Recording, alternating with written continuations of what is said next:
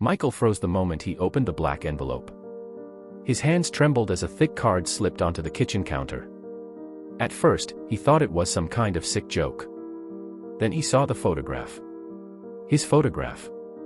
A professionally edited portrait of himself stared back from the front of the invitation above elegant silver lettering.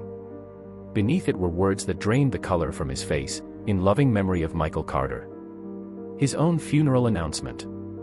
His own death notice. The ceremony was scheduled exactly 7 days from now at a cemetery 30 miles outside the city. Michael read it again and again, convinced there had to be a mistake. But his name was correct. His birth date was correct. Even the funeral program listed details about his life that only close family would know. A cold sensation crawled down his spine. Someone had spent significant time preparing for his death. As night fell, he tried to laugh it off as a prank. Yet deep inside, a terrible feeling whispered that whoever sent the invitation wasn't predicting his death. They were planning it. The following morning, strange things began happening. Michael's credit cards stopped working.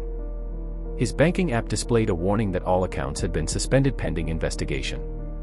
After 3 frustrating hours on customer service calls, he was informed that records showed he had voluntarily transferred ownership of several accounts months earlier. That was impossible. By afternoon, his passport had vanished from the locked safe in his apartment. The next day, things became worse. When he arrived at work, security guards blocked the entrance and informed him that he no longer worked there. According to company records, he had submitted a resignation letter 3 weeks earlier and accepted a severance package. Human Resources even produced signed documents carrying what appeared to be his signature. Michael felt reality slipping through his fingers. Friends stopped answering his calls.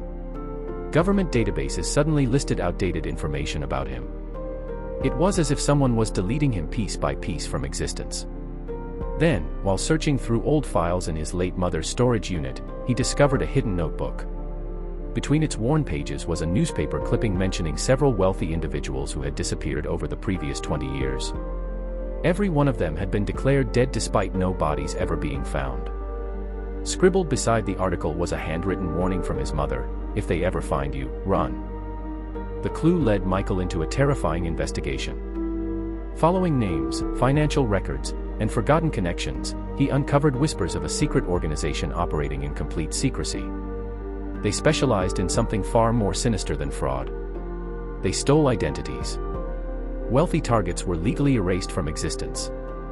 Death certificates were forged. Assets were transferred through shell companies. Entire lives were handed to carefully selected replacements who assumed the victims' identities. The organization had become so sophisticated that governments rarely detected the deception. Michael's horror reached a new level when he discovered someone had already replaced him. Surveillance footage showed a man entering buildings under Michael's name. Bank transactions were being made by someone carrying his identification. Medical records were being updated by someone using his social security information. The replacement even looked vaguely similar to him. It wasn't a future threat. It had already happened. Michael had become a ghost while another man lived as him. Every clue pointed toward a remote estate hidden beyond the city, where the organization operated behind layers of security and influence. Determined to reclaim his life, Michael infiltrated the property days before the funeral date. What he found there shattered everything he believed about himself. Inside the estate's underground archive, thousands of files lined steel shelves. Each file represented a stolen life. Each contained photographs, forged histories, and fabricated deaths. Then Michael found a cabinet bearing his name. His hands shook as he opened it. The documents inside stretched back decades, long before he was born. Confused, he dug deeper until he uncovered the identity of the organization's founder. The room seemed to tilt around him when he saw the photograph attached to the file. The leader wasn't a stranger. It was his biological father. The man who had abandoned him before birth. Michael stared at the aging face in disbelief. Security alarms suddenly echoed through the building. Moments later, he was escorted into a private office where the organization's leader waited calmly behind a desk. His father looked at him with neither guilt nor affection. Only satisfaction. Then came the truth. Michael's entire life had been planned. His birth had been part of a long-term operation. The organization bred heirs specifically designed to inherit assets, identities, and influence networks. Michael had never been intended to live as himself. He was always meant to become an asset. A file. A replacement. His father's plan had simply reached its final stage. The funeral invitation wasn't a threat. It was an announcement that Michael Carter was officially being retired. The emotional weight hit like a train. Every achievement, every friendship, every struggle suddenly felt manipulated.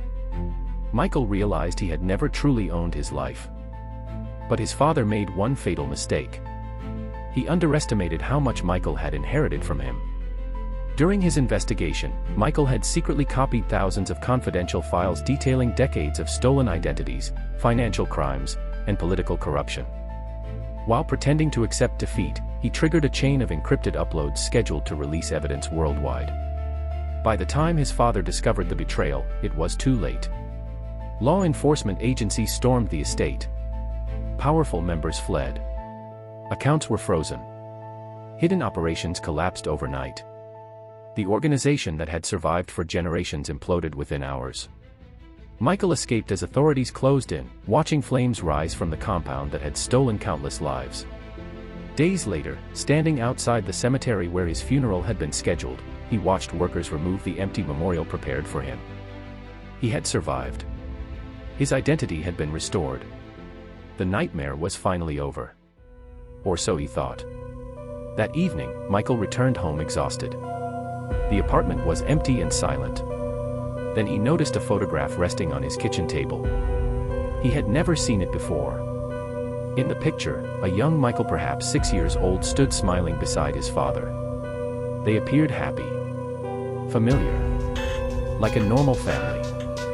Yet Michael had no memory of the moment. No memory of ever meeting the men before that night in the estate.